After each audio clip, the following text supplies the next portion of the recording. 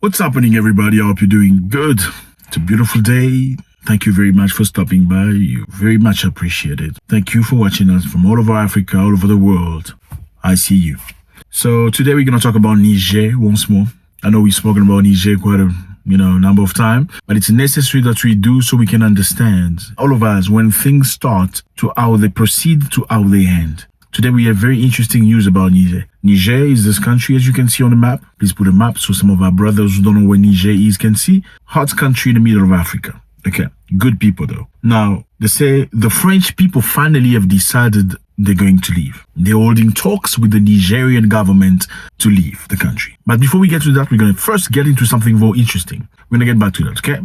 So the US, as for some of you know, the US also has troops in Niger. Now, the US say they're going to reposition their forces in Niger. The United States is repositioning forces in Niger after the military junta tells French troops to leave. The United States is moving some of its troops from the base in Niamey, where the rebels are, to another city in Agadez area, Pentagon said. So Washington has about 1,100 military personnel in the country, but the Defense Department say they have largely remained on base with curtailing activities such as joint training after the military takeover in Niger. So basically what's happening is, for some of us who don't know, the US and France have their troops in Niger. The US has about 1,100 troops stationed in Niger, apparently for training purpose. So they say these troops are in Niger because people from Niger need the training to fight against terrorists. And that's the reason why American soldiers are in Niger. Many people could argue differently. Many people could feel like it's perhaps a very quick way to have, control over that area of Africa. So now, because Nigerians have asked French people to leave, Americans say, you know what, we're going to leave the capital and go to a smaller city and go be based there. The United States is repositioning some of its personnel and some of its assets from Base 101 in Niamey to Base 201 in Agadez. Deputy Pentagon Press Secretary Sabina Seitz told journalists, "There is no immediate threat to the U.S. personnel or violence on the ground," she said, describing the move as a precautionary measure. A precautionary measure for the U.S. Precautionary against what? Big question. She said there is no immediate threat to the U.S. personnel or violence on the ground. Yeah, hey Matt. On Niger, we've heard from officials that U.S. troops will be moved, repositioned within the country, and that some number of troops will be removed. Can you speak to that? And is there any threat perceived for U.S. troops at this time? Sure. So in terms of Niger, there's no perceived threat in terms of any threat to U.S. troops and no threat of violence on the ground. This is simply a precautionary measure. So what we're doing right now is the department is repositioning some of our personnel and some of our assets from Airbase 101 in Niamey to Airbase 201 in Agadez, but it's simply precautionary. Our force posture hasn't changed in Niger. Our position remains the same, that we hope that the situation on the ground gets resolved diplomatically, but would just reemphasize that there's no immediate threat to U.S. personnel or violence on the ground.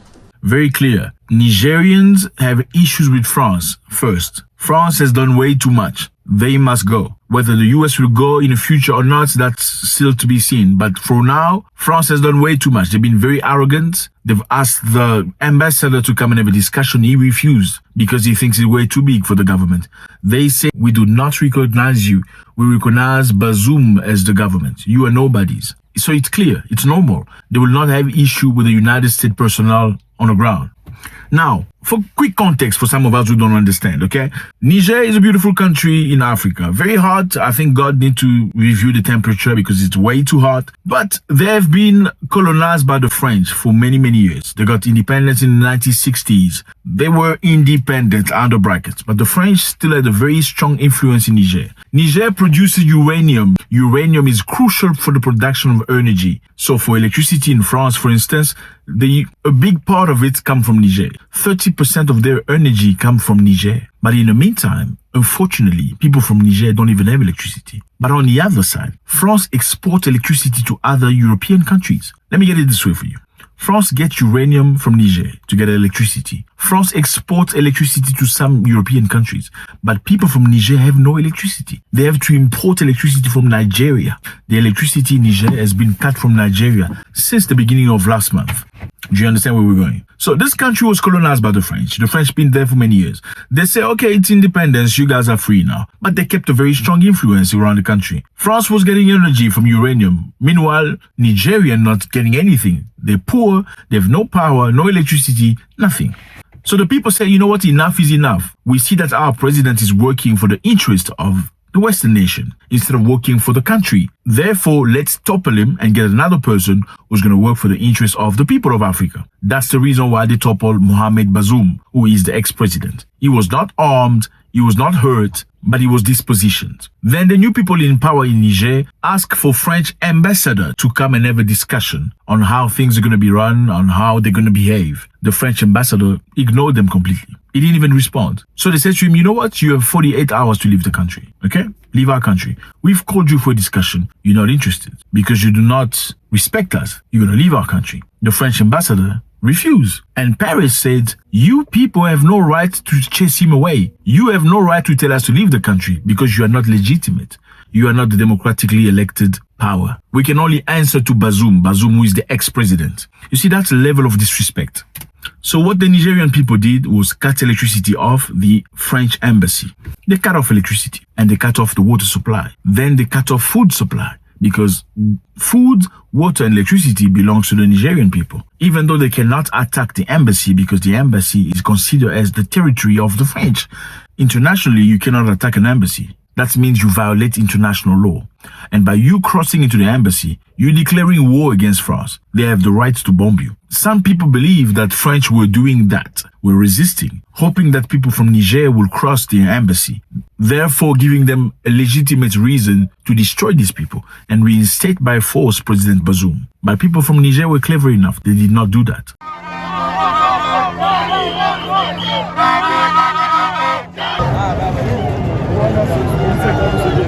Even though many people came and stood in front of the door of the embassy, asking them to leave. Normal people, pedestrians, villagers, thousands of people, millions of people came together asking French people to leave, asking both the ambassador and the French troop stationed in Niger. There is about 1,500 French troops stationed in Niger. And apparently they are there to fight terrorism. What is crazy is since they came to Niger to fight terrorism, terrorism never ends. Now, the French people said they're going to leave. They want to have a discussion. They are having a discussion right now so they can leave. France has started talks with some of Niger army officials about withdrawing some troops from the African country. Yay! For the Nigerian. French news media reported. According to an AFP source in Defense Ministry, the French military has begun discussion with its counterpart in Niger about the withdrawal of certain military elements. However, at this point, neither the number of French soldiers involved nor the timing of the departure has been discussed. Now there's something very interesting here. The talks are not being held with the coup leaders, but with regular army officials with whom France has long been cooperating. The talk is not being held with coup leaders, but regular army officials with whom France has been cooperating for a long time. So they're telling us here that the French are ready to leave, but they're not talking with the coup leaders. They're discussing with other generals from the people they have been talking to. So my question is this. Are they telling us the truth? Because how can you discuss with the people that are not in power about leaving the country? Is France playing a game here to try to save face so people don't say, oh, they finally succumbed to pressure? Because you can very easily negotiate your departure and try to save, lie a little bit and say, you know what, I'm not talking to them. I'm not talking to them because I do not recognize them. I'm talking to the ex-president's people so I can leave. Some 1,500 French troops are stationed in Niger as part of France's broader fight against jihadists in the Sahel. French forces are mostly stationed in airfields in the capital. So fellas, let me put it this way for you. The military force in Niger asked the ambassador to come and have a discussion. He refused. They asked him to leave the country within 48 hours. He refused. The French people say you have no legitimacy to ask us to leave. You're nobodies. You should be elected democratically for you to ask us to leave. We do not recognize you. We recognize Mohamed Bazoum, who is the ex-president. Donc notre politique est simple. On ne reconnaît pas les putschistes.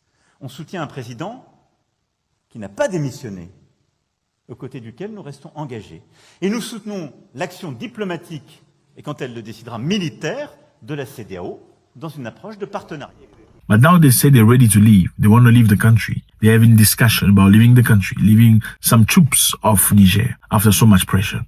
But they're not having this discussion with the people in power right now. Who are they talking to? That might be a question. Are they talking to somebody else? Who is this person they're talking to before leaving Niger? Let me remind you that many countries across Africa have been under the influence of French. They are called the Francophone countries. These people were colonized by the French. They adopted a lot of French mentality and a lot of French politics. They host a lot of French companies, and France gets a lot from them. And up until now, they still pay a tax at the end of every year. About 30% of their revenue go back to France. Yes, in 2023, African countries. The problem is, whenever somebody comes to power and try to stop that, he is either, oh, you know what I'm saying? And unfortunately, some of Africans are selling their brothers. They don't want progress. So, in other words, Western nation will give you opportunity. We can make you president for life. But provided you take care of our interest, you make sure things remain the way they were since colonialism, but you don't talk about it. You act like you're fighting colonialism, but you're actually working with us. If you don't do that, we don't want you. So that's what's happening in Africa right now. Let me remind you before I finish that 2 million people walked the street of Niamey to ask for French departure. They had a sit-in. They put pressure on them. Now, my question to you is this. Are the French people succumbing finally to the pressure? Or do they genuinely actually want to leave by discussing by some people that are not governmental people before they leave? Let me know how you feel about this. It's always a great pleasure to read you. Don't go without leaving your comments. God bless.